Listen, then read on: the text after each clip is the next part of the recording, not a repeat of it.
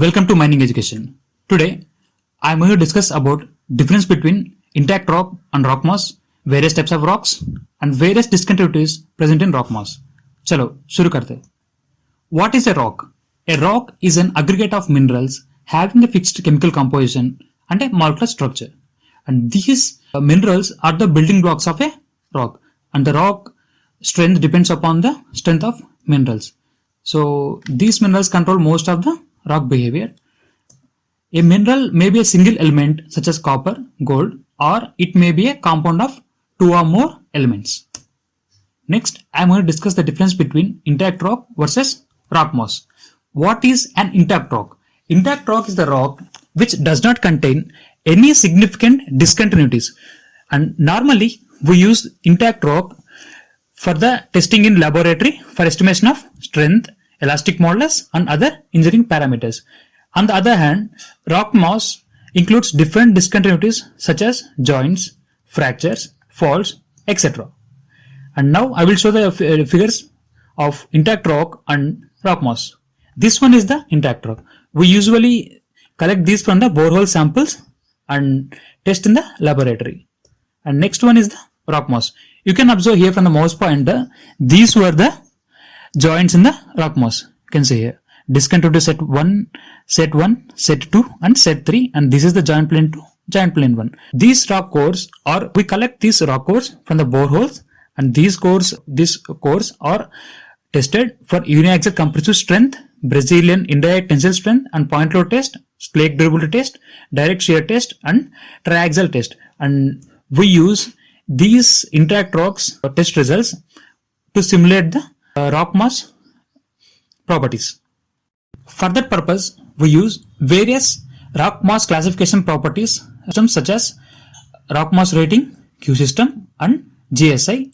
They assign a score for the specific rock mass based on the intact rock properties and the discontinuities. So what we are doing here is like we are taking intact rock mass and testing in the laboratory, and we will get the value of the uniaxial compressive strength and tensile strength and various other properties. Based on the condition of the rock mass, we used to simulate and generate a score for the rock mass in terms of RMR, Q system, and GSI, and based on that we design a support for that. Next, I am going to discuss about chyle and diene. What is a chyle and what is diene? Chyle is continuous, homogeneous, isotropic, and linearly elastic. We know that most of the man-made materials such as concrete and steel are chyle materials.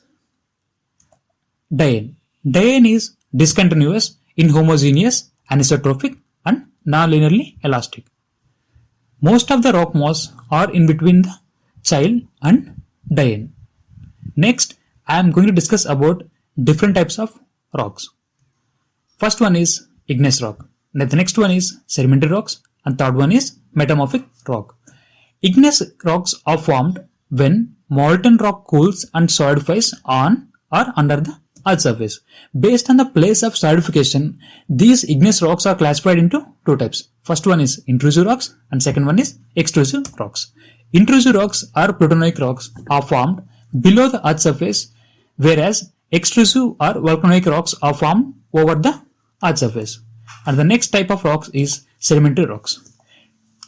Generally, after the formation of igneous rocks, and these rocks will expose to the atmosphere, and these were subjected to various physical, chemical, and biological decomposition through weathering.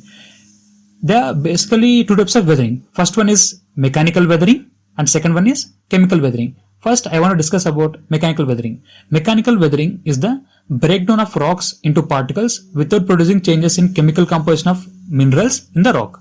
And the second one is chemical weathering. Chemical weathering refers to the breakdown of rock by chemical reaction and changes in chemical composition. And these weathered materials are transformed back into rock through the lithification process. And various types of sedimentary rocks are sandstone, shale, limestone. Next, I am going to discuss about metamorphic rocks. The rocks which were already formed like igneous, sedimentary, and some of already formed metamorphic rocks are subjected to intense heat and pressure while deep in the earth crust. and due to this they undergo so much physical and chemical changes, and thus they recrystallize and reorient to form metamorphic rocks. Most important property of the metamorphic rocks is the various discontinuities present in rocks. Discontinuities refers to the fractures, faults, folds, bedding planes. First one I'm going to discuss about is fractures. Fractures are the planar surface along which rocks have broken, causing two separate blocks. These are formed due to the extensions and shear mode of failure. A group of fractures is called joint set, and two or more joint sets affecting a volume of a rock is called a joint system. Joints can be formed due to the erosion of overlying strata. You can see whenever we remove a surface from the overlying surface, then the structure present under the overlying structure will get deteriorated due to the reorganization of stresses in that structure. And the removal of overlying rocks results in change of stress in that, and hence leads to the fracturing of underlying rock. That is this, and this is you can see in the figure here the pointer points to the joint. Next I am going to discuss about faults. Geological faults are the planar rock surface along which one side of the rock moves related to the other side. Most of the faults are occurred due to the brittle shear fracture. Different types of faults are dip slip fault, strike slip fault, diagonal slip fault, rotational fault. And I'm showing the figures of normal fault. In the normal fault, the foot wall will move in upward direction related to the hanging wall, and the hanging wall will move downward related to the foot wall. And in strike slip fault, you can see the relative motion between the two blocks is not in vertical direction but in horizontal direction. So based on this, these were divided into two types. Next, I'm going to discuss about the diagonal fault. In diagonal fault, the slip is in both horizontal as well as in vertical direction. So it will result to a diagonal slip. And the next fault is rotational fault. In this, the block will move in such a way that it is in a rotatory motion. You can see the diagram here. And next, I'm going to discuss about faults. Faults are mainly observed in sedimentary rocks. Faults formed whenever a sedimentary rock formation undergoes compressive or tension force. The faults that are concave downward are called anticline, and the concave upward are called syncline. You can see here. And next I'm going to discuss about bedding plane. Bedding plane is defined as the plane of separation between different layers of strata. Here you can see the bedding planes. Here the downward bedding planes are oriented at a certain angle to the horizontal, and these are the the overlying planes. You can see here the mouse pointer.